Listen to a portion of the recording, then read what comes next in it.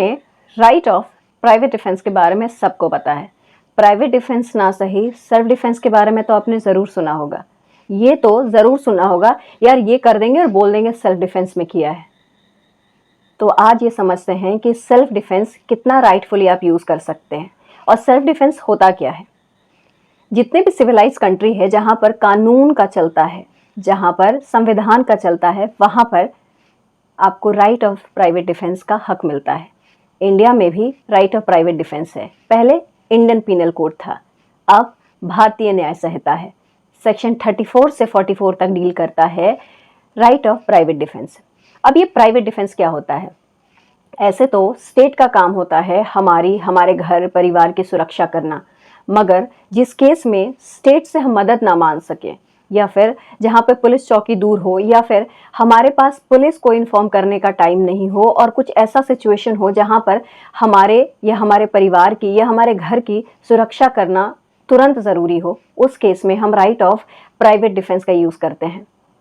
क्या सामने वाला अगर निहत्था आया हो और हम उसे बंदूक से मार दें, क्या इस केस में हम प्राइवेट डिफेंस यूज़ कर सकते हैं?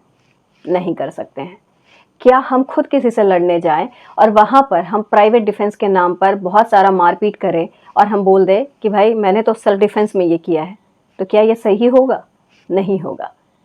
मगर अगर कहीं पे भी रेप का खतरा हो, तो सामने वाला अगर मार देता है किसी को, जान ले लेता है, उस केस में प्राइवेट डिफेंस में अगर मृत्यु भी हो जाती है तो भी इसे राइट ऑफ प्राइवेट डिफेंस बोला जाएगा।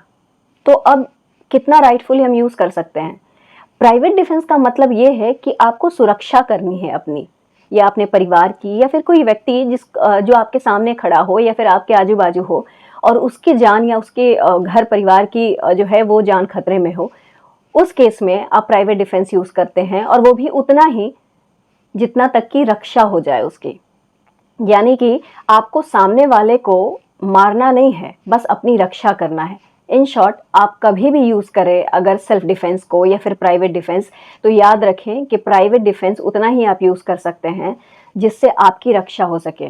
सामने वाले को आपको हार्म नहीं पहुंचाना है। बट हाँ, ये बात अलग है कि अगर कुछ ऐसे केसेस में जहाँ पर जो सज़ा हो वो मृत्युदंड तक हो और सामने वाला आपको मार सकता हो, उस केस में अगर मृत्यु भी हो जाए जो भी आपको हार्म करने आया है, उस केस की बात अलग है। मगर यूजुअली सेल्फ डिफेंस का मतलब ये है कि आपको अपनी रक्षा करना है, अपना डिफेंस आपको करना है।